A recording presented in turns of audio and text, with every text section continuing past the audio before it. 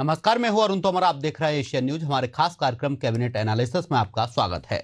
इस कार्यक्रम में हम आपको उन महत्वपूर्ण फैसलों की जानकारी देंगे जो देश के अलग अलग राज्यों की कैबिनेट बैठकों में लिए गए हैं। आज हम बात करेंगे मध्य प्रदेश छत्तीसगढ़ की कैबिनेट बैठक की। इन बैठकों में किन योजनाओं को मंजूरी मिली है, किन मुद्दों पर चर्चा हुई है और इन फैसलों से आम जनता को कैसे लाभ होगा। सबसे पहले बात करते हैं मध्य प्रदेश की।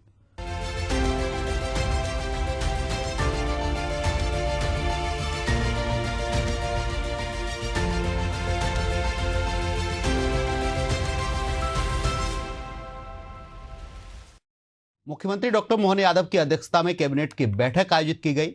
यह बैठक सुबह 11 बजे मंत्रालय में आयोजित की गई। इस बैठक में प्रशासनिक, आर्थिक और सामाजिक विकास से जुड़े कई अहम प्रस्तावों पर चर्चा की गई। साथ ही कई महत्वपूर्ण फैसलों को मंजूरी भी दी गई है। बैठक में भोपाल के बैरसिया रोड पर 210 एकड़ क्षेत्र में इलेक्ट्रॉनिक मैन्युफैक्चरिंग क्लस्टर स्थापित करने का प्रस्ताव अनुमोदन के लिए रखा गया। इसमें टीवी, रेफ्रिजरेटर, कंप्यूटर एवं अन्य इलेक्ट्रॉनिक उपकरणों के उत्पादन की यूनिट शामिल होगी।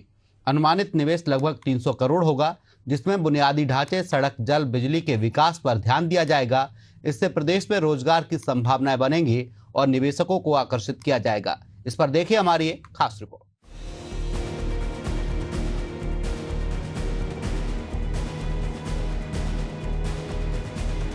मोहन कैबिनेट में पास हुए प्रस्ताव।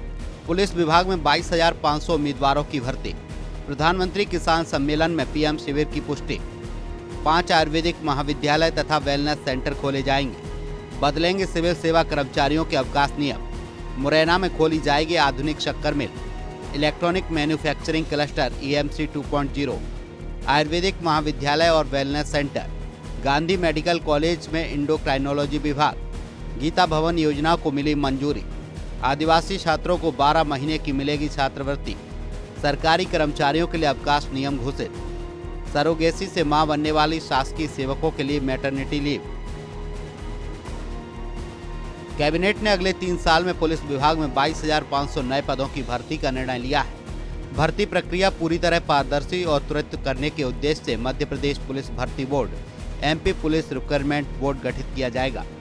वर्ष 2025 के रिक्त पदों की भर्ती अभी भी स्टाफ सिलेक्शन बोर्ड SSB से होगी, लेकिन 2026 से यह भर्ती नए बोर्ड के माध्यम से की जाएगी। इस दौरान यह निर्णय लिया गया है कि भ्रष्टाचार, संपत्ति संबंधी बेमेल एवं पद दुरुपयोग के मामले में शामिल सरकारी कर्मचारी और अधिकारियों के खिलाफ अभियोजन की अनुमति पर कैबिनेट स्तर पर विचार विमर्श कर निर्णय लिया जाएगा। मोहन सरकार के इस कदम को प्रशासनिक जवाबदेही सुनिश्चित करने की दिशा में अहम माना जा रहा है। बैठक में यह निर्णय लिया गया है कि आदिवासी छात्रों को मिलने वाली छात्रवृत्ति अब 10 के बजाय 12 महीने के लिए दी जाएगी। इसके साथ ही छात्रवृत्ति की राशि भी बढ़ाई गई है। अभी आप सभी जानते हैं कि हमारे अनुसूचित जाति पिछड़ा वर्ग को मध्य प्रदेश सरकार शिक्षावृत्ति देती है और इस शिक्षावृत्ति के माध्यम से वह न सिर्फ अध्ययन करते हैं बल्कि अपना जीवन यापन भी कर लेते हैं विद्यार्थी जीवन में। तो साधारणतः ये 2 महीने छुट्टी के काट ली जाते थे और 10 महीने की ही दी जाती थी। पर फिर हमारे आदिवासी भाइयों ने निवेदन किया माननीय मुख्यमंत्री जी से, जब भी जो आदिवासी क्षेत्र में गए कि हमें 10 महीने की दी जाती है, 12 महीने की दीजिए। तो आज स्वीकृति दे दी कैबिनेट ने। अब जितने भी आदिवासी भाई हमारे पढ़ रहे हैं, हॉस्टल में रह रहे हैं, अब उनको 12 महीने की शिष्यवृत्ति मिलेगी, क्योंकि बीच बीच में कई कॉम्पिटिशन एग्जाम होते हैं, उनको हॉस्टल में रहना होता है। और कोई लोग तो इतने गरीब होते हैं कि घर में पढ़ने की जगह नहीं देती, तो हॉस्टल में रह के पढ़ाई करना चाहते हैं। तो आखिर हॉस्टल में रहते हैं तो खर्चा तो लगता ही है। तो यह हमारे जो जितने भी आदिवासी भाई हैं इनके लिए बहुत बड़ा तोहफा है। और इसमें विद्यार्थियों को, बच्चों को बता दीजिए, इसमें बच्चों को 1650 रुपये और बेटियों को लगभग 1750 रुपये स्कॉलरशिप दी जाती है। इसके तहत अब छात्राओं को 1,700 और छात्रों को 1,650 रुपये प्रति माह का लाभ दिया जाएगा, ताकि वे प्रतियोगी परीक्षा और हॉस्टल खर्च आदि बेहतर ढंग से पूरा कर सकें। देखिए, सबसे पहले तो आज जो हम प्रधानमंत्री जी को धन्यवाद देंगे कि उन्होंने 1,00,000 करोड़ रुपए की योजना युवाओं के लिए प्रारंभ की और एकदम फ्रेश युवा जो पढ़ाई करके निकलता है, यदि उसको नौकरी मिलती है तो केंद्र सरकार उसको 15,000 रुपये देगी। मैं समझता हूँ ये एक युवाओं को एक बहुत बड़ा तोहफा है कि कहीं पर भी उसको नौकरी करना हो तो एक तो इंडस्ट्रीज को भी लाभ है, वो आराम से रखेंगे उसको, और 15,000 रुपये उसको केंद्र सरकार से मिलेंगे और फैक्ट्री वाले जो देंगे वो अलग है। इसमें लगभग 3.50 करोड़ युवाओं को रोजगार मिलेगा। मुझे लगता है कि ये प्रोत्साहन राशि से युवाओं में रोजगार का अवसर मिलेगा। उसके साथ ही दूसरी और उन्होंने घोषणा की थी कि हम नई जनरेशन जीएसटी पॉलिसी ला रहे हैं और न्यू जनरेशन जीएसटी रिफॉर्म के अंतर्गत निश्चित रूप से जो प्रधानमंत्री ने कहा कि रोजमर्रा की जितनी भी चीज़ें वो सस्ती होगी, टैक्स कम होगा, और उन्होंने ये भी कहा कि समय की मांग है कि एक बार जीएसटी की समीक्षा हो। तो इससे मुझे लगता है कि सामान्य लोगों को टैक्स में राहत मिलेगी और थोड़ी सी इसका लाभ मिडिल क्लास, लोअर क्लास, इस सबको मिलेगा। तो मैं माननीय प्रधानमंत्री जी को इस अच्छी घोषणा के लिए, जन कल्याणकारी घोषणा के लिए बधाई देता हूँ। कैबिनेट में धार्मिक और सांस्कृतिक गतिविधियों को बढ़ावा देने के लिए गीता भवन निर्माण के प्रस्ताव को मंजूरी दी गई है। इस योजना के तहत हर नगरीय निकाय में गीता भवन बनाए जाएंगे जो सामाजिक सांस्कृतिक केंद्र के रूप में काम करेंगे। इसकी मदद से लोग शैक्षिक और सांस्कृतिक कार्यक्रमों का लाभ उठा सकेंगे। आप सभी जानते हैं कि हमारे माननीय मुख्यमंत्री जी ने सभी जिलों में गीता भवन बनाने की घोषणा की थी। आज कैबिनेट में उसको स्वीकृति प्रदान की है और आग्रह किया गया सबसे कि हर जिले के अंदर एक गीता भवन हो। गीता भवन सिर्फ प्रवचन का नहीं, हमारी संस्कृति का भी केंद्र बने। तो वहाँ पर एक अच्छी लाइब्रेरी हो, एक अच्छी कैफेटेरिया हो और एक बढ़िया सा स्थान बने, धार्मिक और सांस्कृतिक केंद्र बने। ये माननीय मुख्यमंत्री जी की इच्छा थी। आज हमने उसको कैबिनेट में स्वीकृति प्रदान कर दी है। इसमें सारे कलेक्टर को निर्देश दिए जा रहे हैं कि अगर नगर निगम, नगर पालिका के पास जमीन नहीं हो, फिर राजस्व की जमीन वो चाहे तो उसे 1 रुपये मूल्य पर दी जाए गीता भवन के लिए। ये निर्देश माननीय जिलाधीशों को दे दिए गए हैं। यह योजना 5 वर्ष के लिए है। 5 वर्ष में सभी जिले के अंदर ये गीता भवन बन जाना चाहिए, इसी अपेक्षा की गई। बैठक में केंद्र सरकार द्वारा आयोजित किसान सम्मेलन में प्रधानमंत्री मोदी के शामिल होने की रूपरेखा पर भी चर्चा की गई है। इस सम्मेलन में निर्यात में वृद्धि, पूंजीगत व्यय में बढ़ोतरी समेत अन्य आर्थिक मुद्दों पर भी विचार हो सकता है।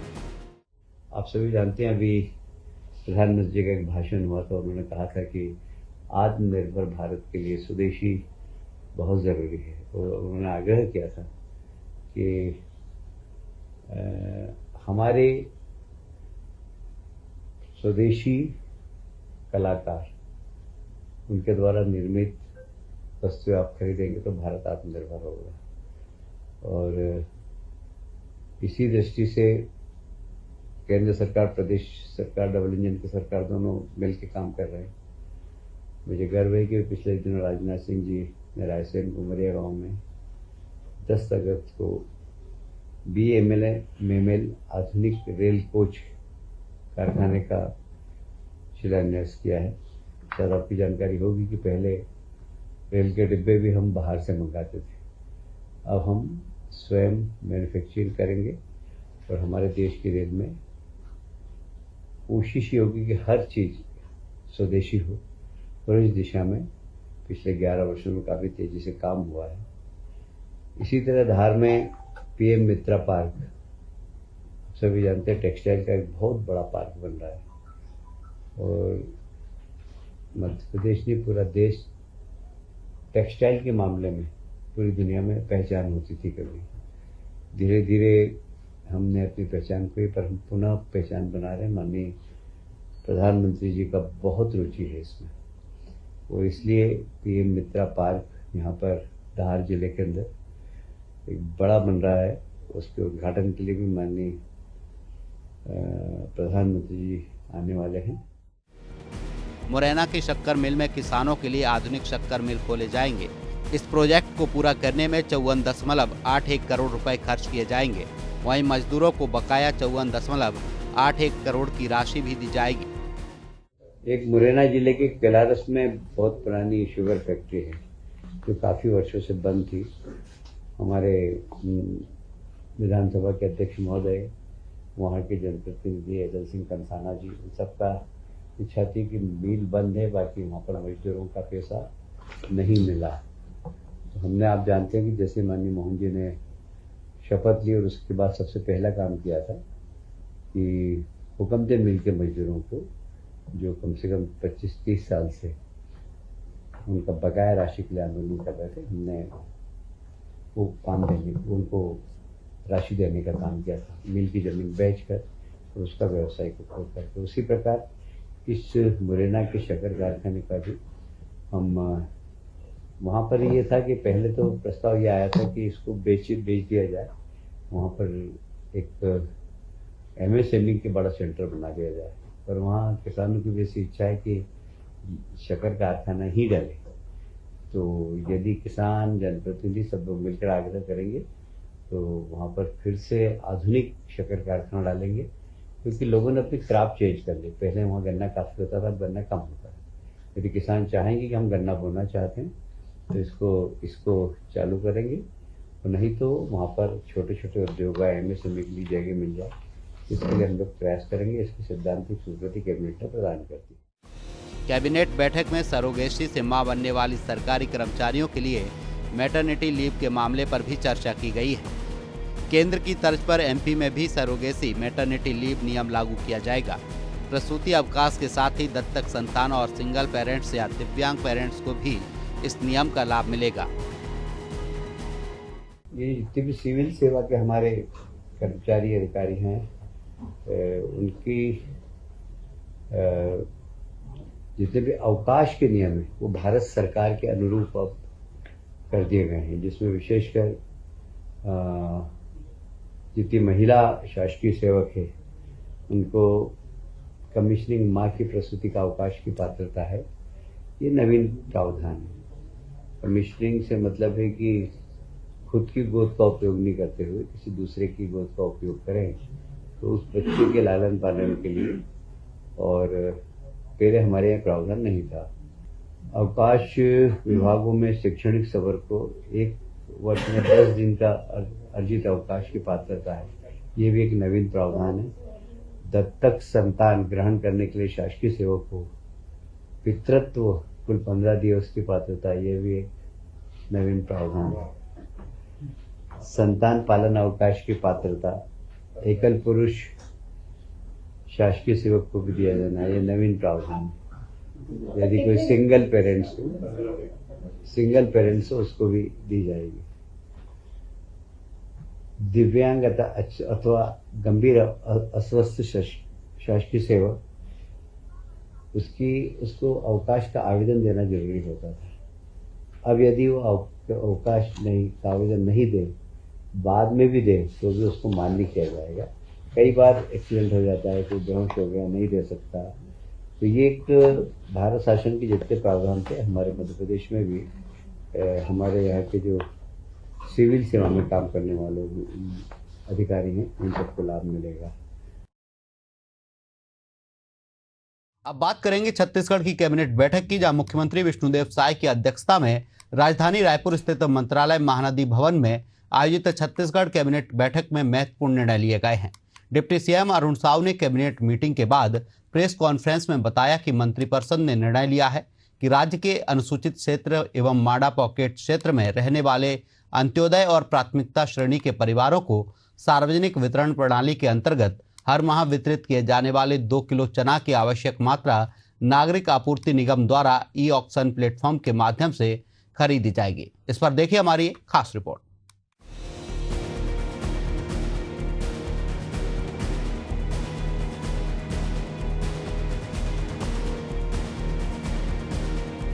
छत्तीसगढ़ की कैबिनेट बैठक में मंत्रिपरिषद द्वारा निर्णय लिया गया है कि राज्य के अनुसूचित क्षेत्र एवं माडा पॉकेट क्षेत्र में रहने वाले अंत्योदय और प्राथमिकता श्रेणी के परिवारों को सार्वजनिक वितरण प्रणाली के अंतर्गत हर माह वितरित किए जाने वाले 2 किलो चना की आवश्यक मात्रा नागरिक आपूर्ति निगम द्वारा NEML ई-ऑक्शन प्लेटफॉर्म के माध्यम से खरीदी जाएगी।